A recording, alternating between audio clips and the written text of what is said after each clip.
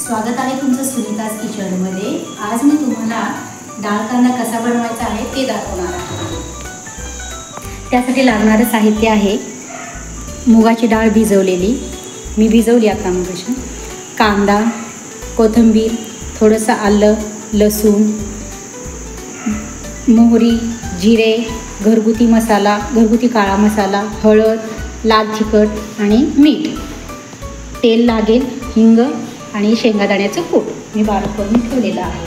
चला आपण आता कृती खाऊयात। आपण कढईमध्ये थोडंसं तेल घालूयात फोडणीसाठी। तेल गरम झालं की त्यामध्ये थोडीशी मोहरी, जिरं, हिंग हे घालून घ्यायचं आणि कांदा घालायचा।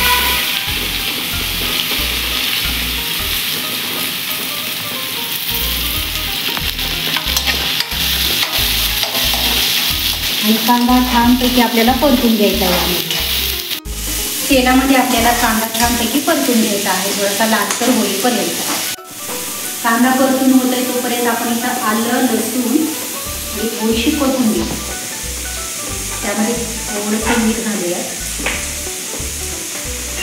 आणि थोडंसं ठेचून घेऊया छोट्या। त्यामध्ये थोडंसं ओबडधोबड वाटायचं करून पाहायचा।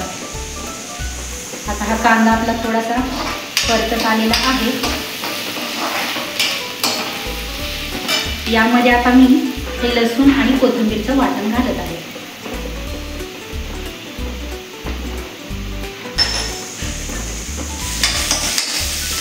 व हे छानपैकी मिक्स करून 1-2 मिनिटं परतून घ्यायचं चांगलं। आपल्याला वास खूप सुंदर येतो, लसणामुळे भाजीला खूप छान चव पण येते वाटून टाकल्यानंतर।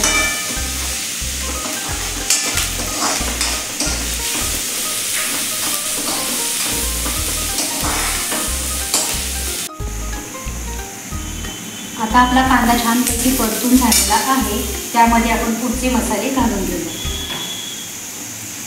हळद, गॅस बारीक करायचा आहे, थोडंसं लाल तिखट, घरगुती काळा मसाला, चवीनुसार घाला तुम्ही, तुम्हाला कसा हवा आहे तसं, ही थोडीशी कोथिंबीर आणि मीठ थोडंसं वाटण करताना घातलेलं होतं, आता नंतर थोडंसं घालायचं आहे। हे छानपैकी मिक्स करून घ्यायचं आहे। हे 2 ते 3 मिनिटं असं चांगलं परतून घ्यायचं आहे।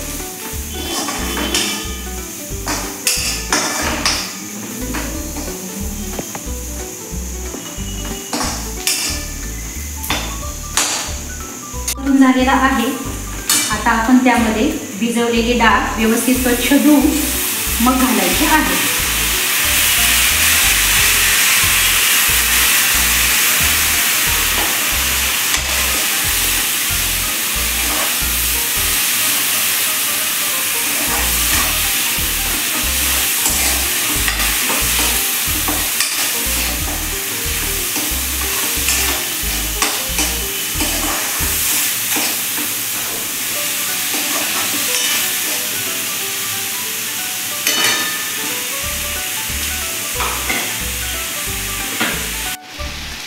मग त्यामध्ये थोडंसं पाणी घालायचं शिजण्यासाठी।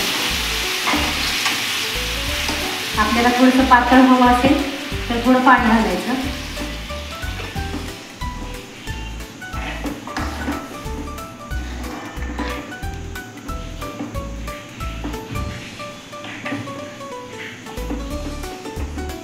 याला चांगली उकळी आली की 5-7 मिनिटं चांगली उकळी येऊ द्यायची आणि मग नंतर त्याच्यामध्ये शेंगादाण्याचं कूट आपण घालायचं आहे। आपला डाळ कांदा आता शिजत आलेला आहे, छानपैकी पूर्ण शिजून झालेला आहे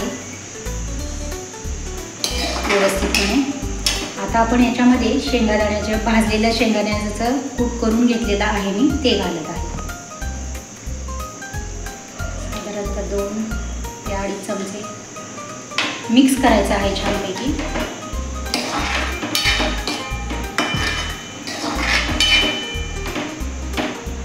व एक 3 ते 4 मिनटं पुन्हा शिजू द्यायचं. कूट मिक्स झाला की आपली भाजी तयार होईल. आता आपली ही भाजी तयार झालेली आहे. डाळ कांदा आपला तयार झालेला आहे. आता आपण यावरून थोडीशी कोथिंबीर घालूया.